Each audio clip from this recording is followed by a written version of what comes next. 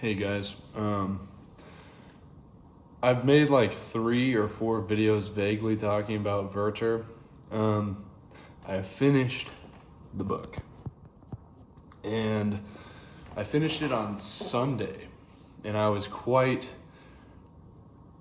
I closed the book, and I was just like, had sort of a 1,000-yard stare moment, and I started pacing back and forth. This is a dark book, which I knew from the beginning. Okay, those of you who don't know, I'm gonna spoil it. Okay, in 3 seconds. 3, 2, 1. Werther commits suicide. That's what the novel is, and he commits suicide over being heartbroken and being in love, and he's sort of. But it's deeper than that. It's very deep. So I'll just try to get into it. The book. Let me just read you the beginning. The very first little introduction here is important, I think. It's kind of been interesting to me. It says. Now, the book is presented to you in letters that Werther is writing to his friend. Wilhelm, I believe is his name. But there's an anonymous editor that has collected all these notes together to tell you the story. And this is from the editor here. He says, I have diligently collected everything I could discover about the story of poor Werther and set it before you here, knowing that you will thank me for it. You will not be able to withhold your admiration and love for his spirit and character, or your tears for his fate. And you, good soul, who feel the same urgency as he, take comfort from his sufferings, and let this little book be your friend, if by fate or your own fault you can find none closer to you. So, and I do totally. You can't help but fall in love in some ways with Werther and his sort of, he's so authentic, he's so, but to a fault, so emotional, totally led by this romantic spirit. He's a hopeless romantic, and he's extremely poetic. He's a poet. He loves Homer. He carries a copy of Homer around with him, specifically, I might add, the Odyssey. Okay, because if he were carrying around the Iliad, I think he'd be a bit more athletic and a lot less romantic. Those of you who have read both the Iliad and the Odyssey know what I'm talking about, because the Odyssey is far more spiritual, far more philosophical, and there's a sort of transformative nature to the Odyssey, whereas the Iliad is more of an action movie. It's more of a heroes doing cool stuff, and there is poetry. It is poetic, but it's not really compared to the Odyssey. The Odyssey has a lot more poetry in it and a lot more feeling. Just my take on it. Maybe I'm missing things in the Iliad, but so makes sense. Now, if I were to go back and try to help Werther, I would say maybe hold off on the Odyssey a little bit and read the Iliad a little bit more. Maybe pick up some weights, lift some weights, because he has a sort of blackness in his soul, and he is burdened by his sort of intellect and his emotions, and he's just sort of carried away by this deep dark feeling that he has within him, and so the novel takes place in a small town called Valheim, which means perfect or ideal town or home. Ideal home, I believe, is what it means.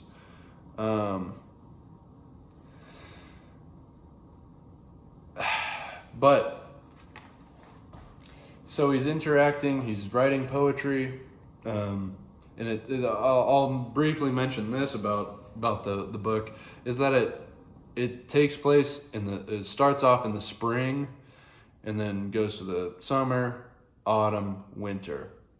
Okay, so it's a full cycle, and what this is the cycle of Werther's life, and in the beginning, in the spring, he has this sort of rise in this love and this beauty, realizing beauty and love for life, but he does have this sort of dark thing within him.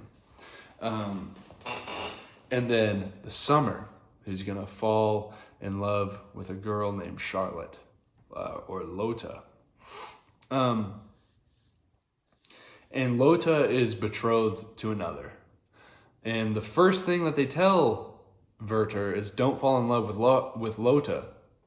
And that's immediately what he does at the first sight of her. And there's, I think, some symbolism when he first meets Lotte. She's cutting up some bread and giving it to children. And I believe this is symbolic to Jesus in some ways, because it's like the handing out of the taking like communion, or maybe the loaves and fishes. I don't know. I'm thinking more communion, feeding the children. And because then afterwards he completely deifies her, and yeah, she's his God pretty much. So that might be a little bit of symbolism there. But this novel, I think, the reason it gives you dates for the letters is because it's a season in his life where he starts off with this sort of innocence, nature, love of nature, summertime, love of Lotte, autumn, it's the sort of starting of blackness because their relationship is kind of interrupted and ends in sort of a way. And then in winter, he kills himself. This is also referenced at a certain point when he's interacting with sort of some of these simplistic people in Valheim. He says that he admires, or he envies in a way, these sort of simplistic people, and mentions that he is looking at this peasant woman, and says that, I envy her because when she sees the leaves falling in autumn, the only thing that's in her head is that she's thinking winter is about to come. Okay, whereas Werther is definitely having more of an existential crisis every time he sees the leaves falling, which is directly mentioned towards the end of the book in, let's see, where is it?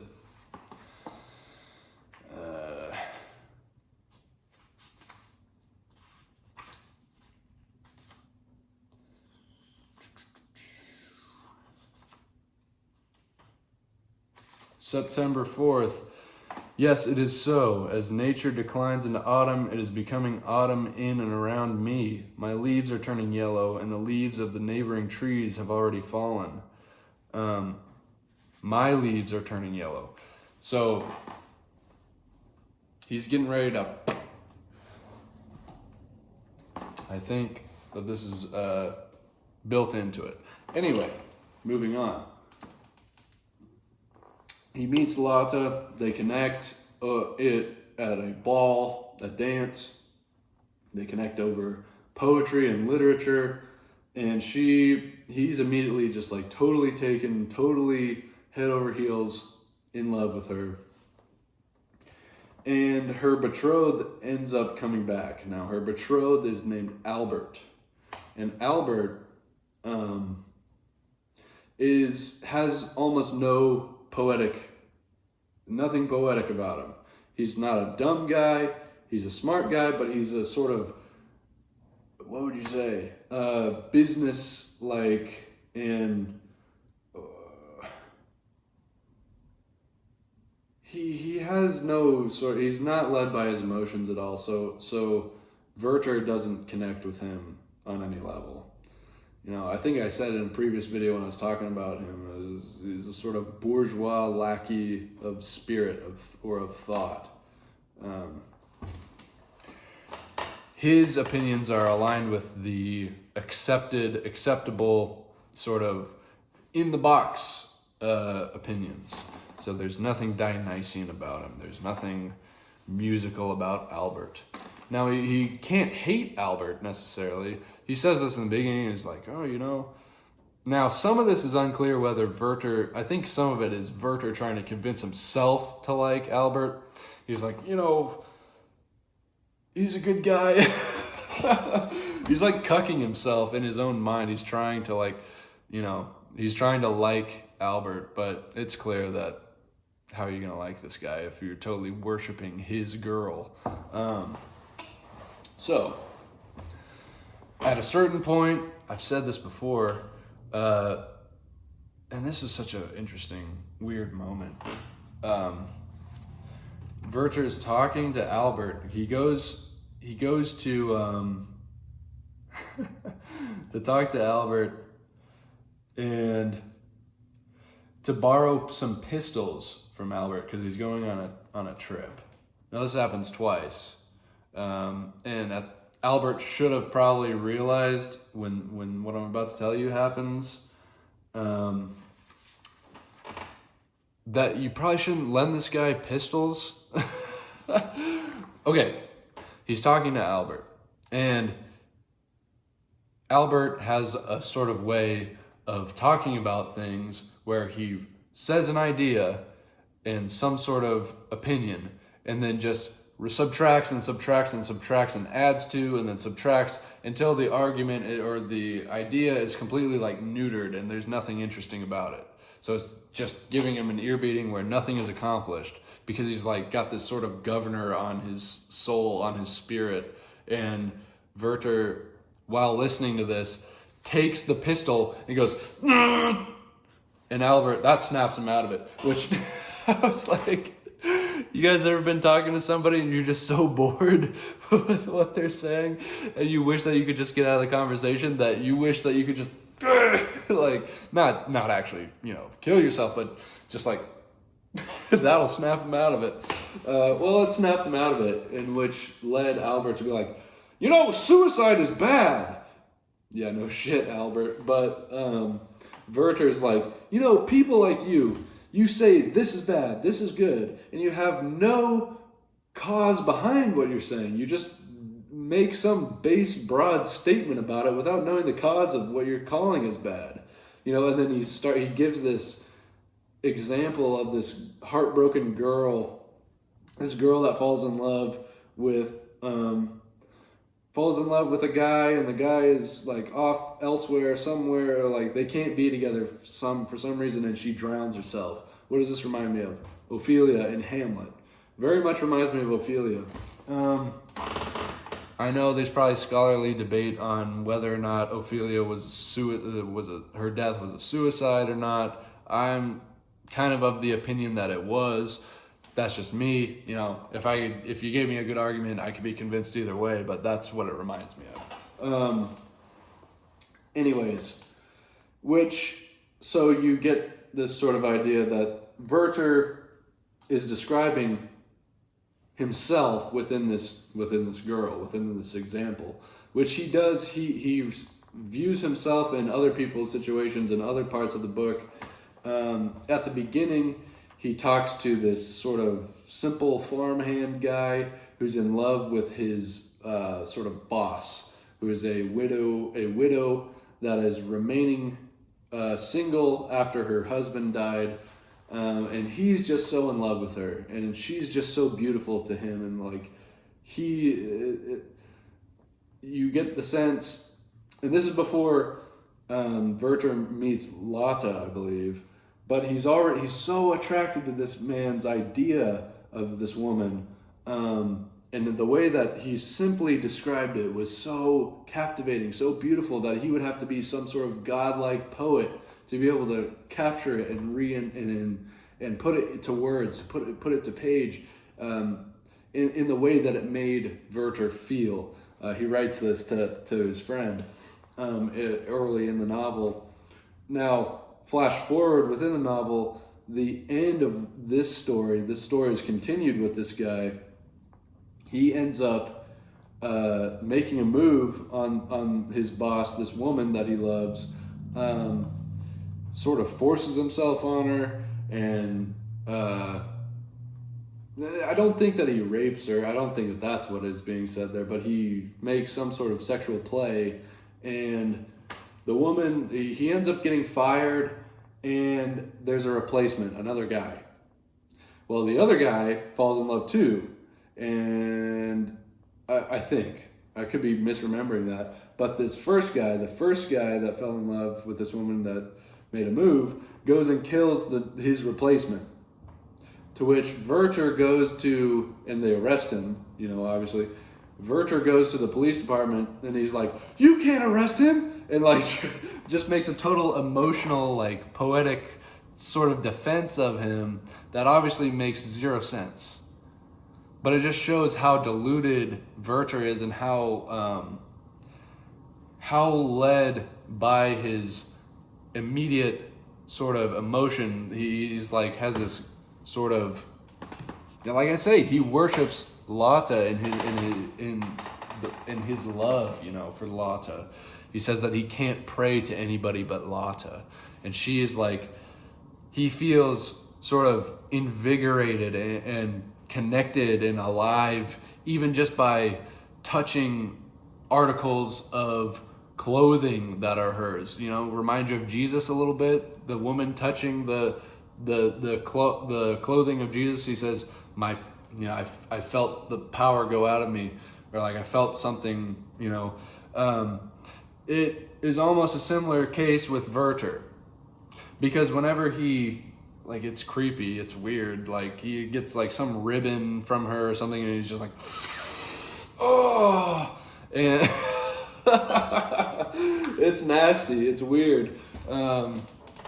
But he's vitalized.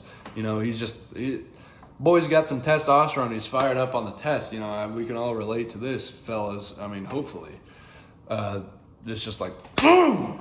But his is more of a, he reads, he's more of a poetic about it. He's not his test is not aggressive.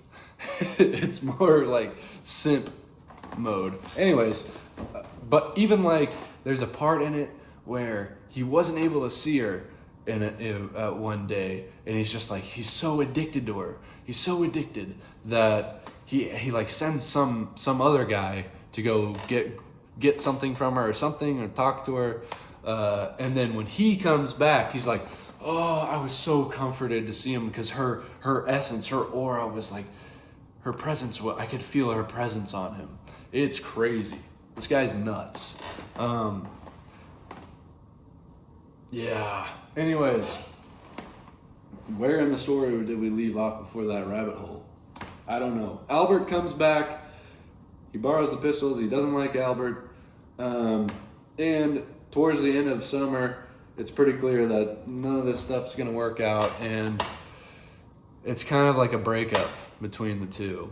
And Werther has a line in here that has described a thought or a feeling so perfectly that I've had, and probably you guys, if you've ever been in love and then, break up, whatever, that love, that idea, that sort of godlike feeling that you get from love,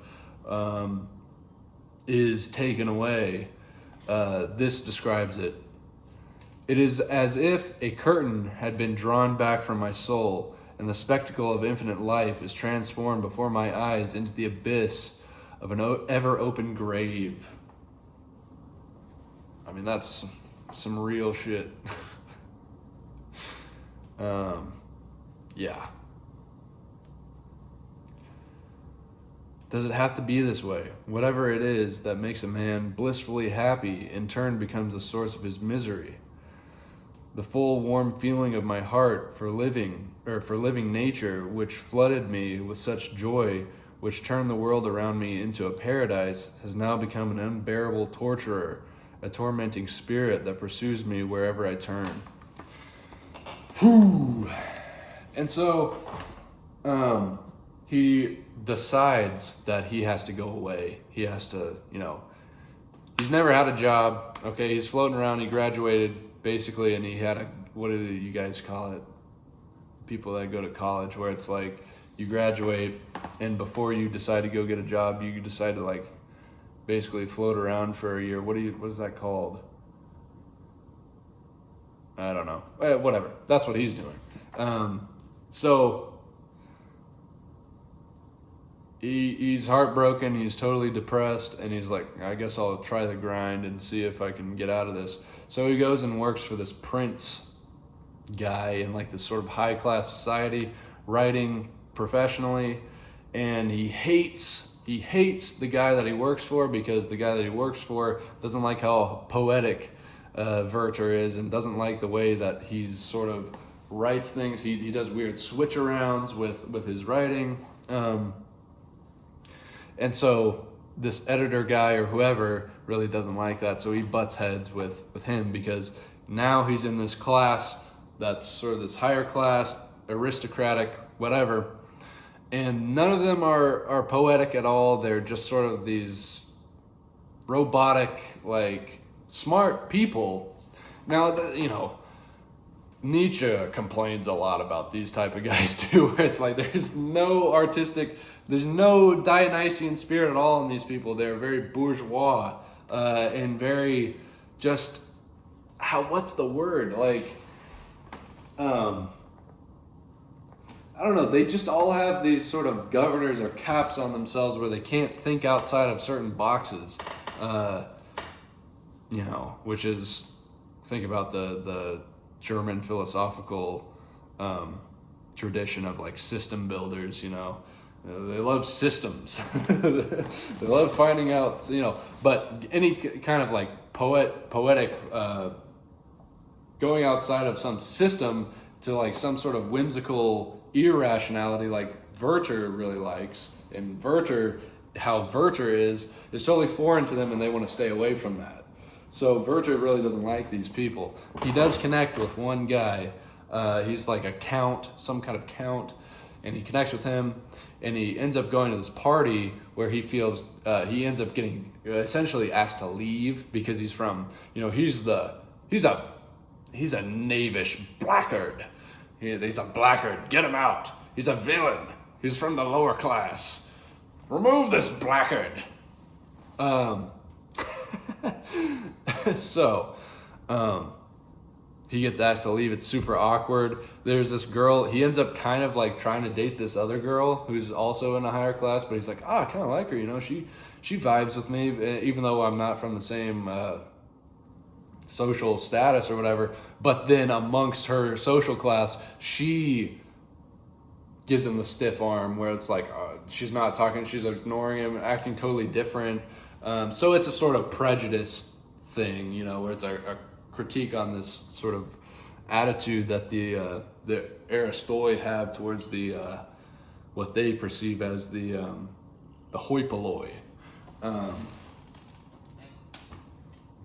Anyways, so that turns into a big awkward deal, and Werther's like, F that, I'm out of here.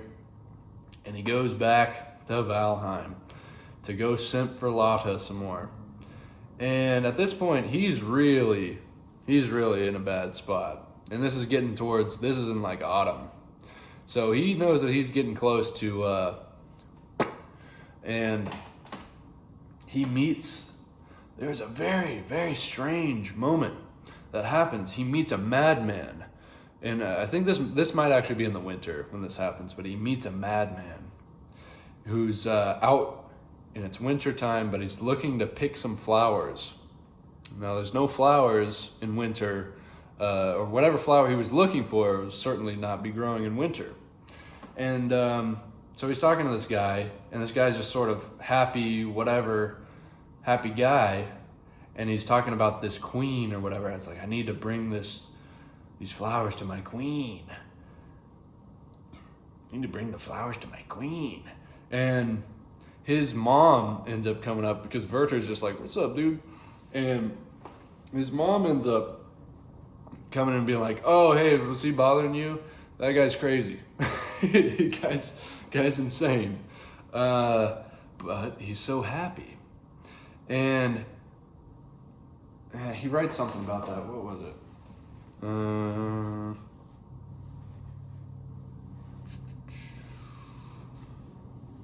Says, God in heaven, have you so designed men's fate that they are happy only before they arrive at reason and after they lose it? So it's like this kind of idea, this sort of recurring theme of like knowing too much in a way and being burdened by your knowledge, I guess, of like, you know, when you're learning things like Socrates says in the Symposium, you know, learning is quite erotic, and it's you're seduced by knowledge and these things and wisdom and stuff like that. But then in Werther's case, he's educated and he's burdened by this sort of these thoughts, is presumably. It's like in Nirvana, like me and Baxter were talking about this today, Kurt Cobain. In All Apologies, he says, I wish I was like you, easily amused, which I would take to mean that, you know, I mean, it's probably a little bit of a different case with Kurt, because he's somebody that rose to this total height where like he's a total ubiquitous, everybody knows him, he's rich, he's got everything he could want, and he's just sort of bored with it all. And then of course there's drugs. Okay, when you're shooting up H all the time, I'm sure everything else is pretty boring. But yeah, Werther wishes he was like the peasants, easily amused or easily satiated by simplicity, because they're limited. They don't have this sort of extra level that Werther goes to. But yeah, have you so designed men's fate that they are happy only before they arrive at reason and after they lose it, after they go insane? This is also similar. Think about Father Zosma in Brothers K. Think about his brother. He is the sort of socialist guy. He's seduced by these sort of scientific ideas and socialism. He's an atheist, whatever. And then he goes insane and becomes happy and has some sort of connection with God. Also, The Idiot by Dostoevsky. So there's kind of, and then in Melville, man's madness is heaven's sense. Or something like that. I believe that's the quote. Okay, so this sort of connection with madness and not being burdened by sanity almost makes you happier in a weird way. That's an interesting idea. I'm just playing with it a little bit. But then, remember, okay, so we're talking about the madman. December 1st, Werther writes, Wilhelm, the man I wrote you about, that fortunate, unfortunate, I believe he's talking about the insane man here, was a clerk in the office of Lotte's father, and it was a passion for her which he nourished, concealed, revealed, and for which he was dismissed, that drove him mad. As you read these dry words, feel with what derangement of my senses I was gripped by the story, which Albert told me with just as much composure as you may be feeling as you read it now. So Lotte has turned this man insane. If we're thinking about Lotte as being like some sort of god or something like that, she turned this guy, made him go crazy, almost like, you know, in a different way, like Mad Ahab.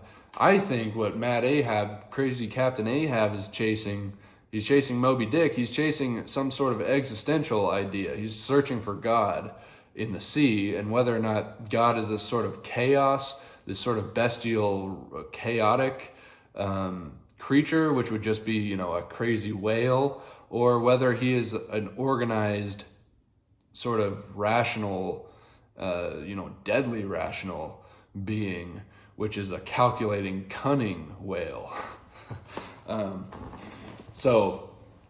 But he's crazy, he's monomaniacal. He's an ungodly, godlike man. Man, I gotta talk about Moby Dick sometime. Holy cow. Anyways, so that's an interesting thing. She leads this if she leads one man to insanity, and then the next man to an existential crisis where he kills himself, which would be Werther. Okay. I don't know. I'm just making random connections here. This is not really making any sense. This is my first read through. I should probably study it before I say anything. I'm just throwing stuff out there. Maybe I'm right. Maybe I'm wrong. Whatever. So, he comes back and he basically comes to a conclusion that he's gonna kill himself after Christmas, I believe. And he has one last reuniting with Lotte, because he's like, well, he has some kind of emotional experience with her where she relates the story of her mother dying. There's probably I bet, any good novel, nothing is unintentional in any of this. All of these things probably mean something.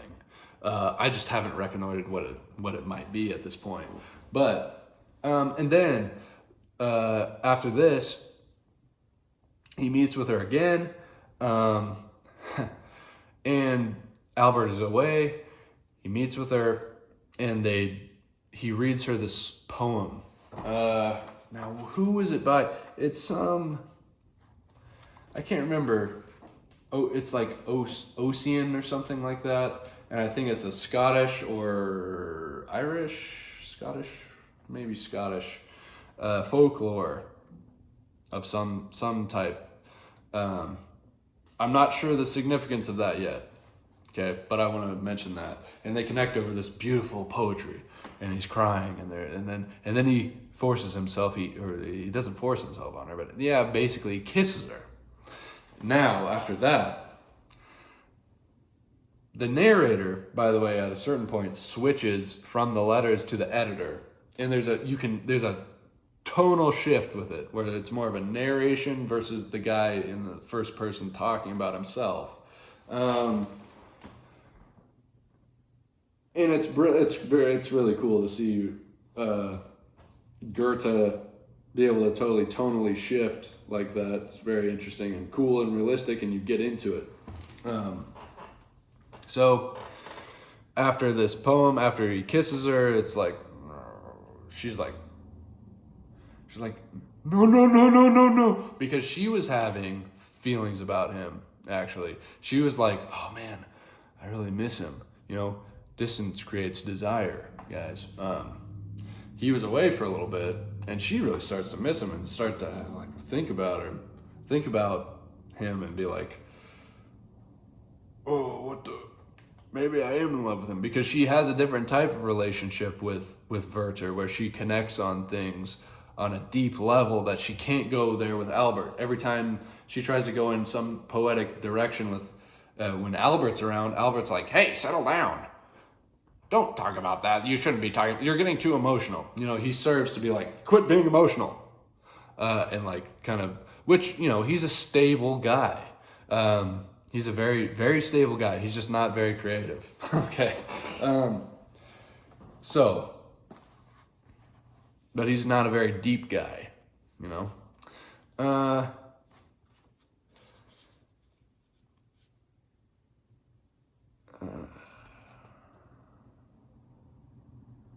Man, there's so many crazy, good lines in here, guys. Man. Her presence, her fate, her sympathy with mine squeezed the last tears from my scorched brain. To lift the curtain and step behind it, that is all. And why this hesitation, this loss of heart? Because there is no knowing what lies behind it, and there is no coming back, and that it is a quality of our mind to have a foreboding of confusion and darkness wherever we have no definite knowledge. I think this is a reference to Hamlet here, when he's talking about to lift the curtain and step behind it, that is all, and why this hesitation, this loss of heart, because there's no knowing what lies behind it. To exist or not, what is it? It's the most to be or not to be. Literally everybody knows this line. Okay. So Anyhow. Oh, man. So it's a kind of a spiraling out of control and him getting darker and darker.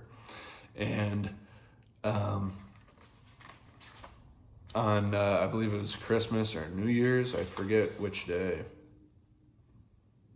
he borrows Albert's pistol again because he's going on a trip. Now, you would assume Albert would have caught on to the fact that the first time he borrowed a pistol to go on a trip, he gestured like he was going to blow his head off.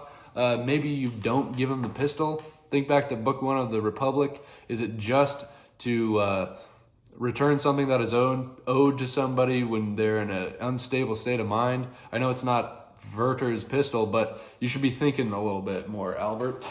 Anyways, so he borrows the pistol, and when the clock strikes midnight, boom, he shoots himself in the head. But there's a very interesting thing, which I'm not 100% sure the significance of this yet. I will have to read it again to understand it. But he says, the narrator says, a vein in his arm had been opened unnecessarily. The blood ran. His breath was still coming in gasps. From the blood on the back of the armchair, it could be inferred that he had accomplished the deed. In other words, he had shot himself. While sitting at the desk, had then slumped over and thrown himself convulsively around the chair. He lay feeble on his back against the window. He was fully dressed, his boots on, and wearing a blue dress coat with a yellow waistcoat, which is significant to him because he wore this, I believe, when he first met Lotte. Yeah. So the vein, he opens a vein in his arm to let this sort of blood flow unnecessarily. This is intentional. I'm not 100% sure why he does this. It's very symbolic. I haven't reconnoitered what it means yet. But man, this book really did put me in kind of a dark place. But, you know, there's so many good lines in here, and I think it's a very deep book that I would like to understand more. I mean, I've underlined and annotated so many things in here, but there's so many connections to make in here that is crazy. But it's an amazing book. Yeah, it reminds me of reading my own thoughts, especially, you know, when being heartbroken. Now I can't remember if I've already read you this line, but I probably have. It is when describing how he feels, he says, "It is as if a curtain had been drawn back from my soul, and the spectacle of infinite life is transformed before my eyes into the abyss of an ever-open grave." I felt this. I mean, that's pretty well said. But what do you guys think about being easily amused? About not being burdened with too many thoughts? Do you ever feel like you wish that you weren't, that you were just sort of a simple fellow that wasn't burdened by the same sort of struggles? Now, I think I think everybody has a tendency to overthink things. Anybody with a certain level of intelligence, I think this happens to.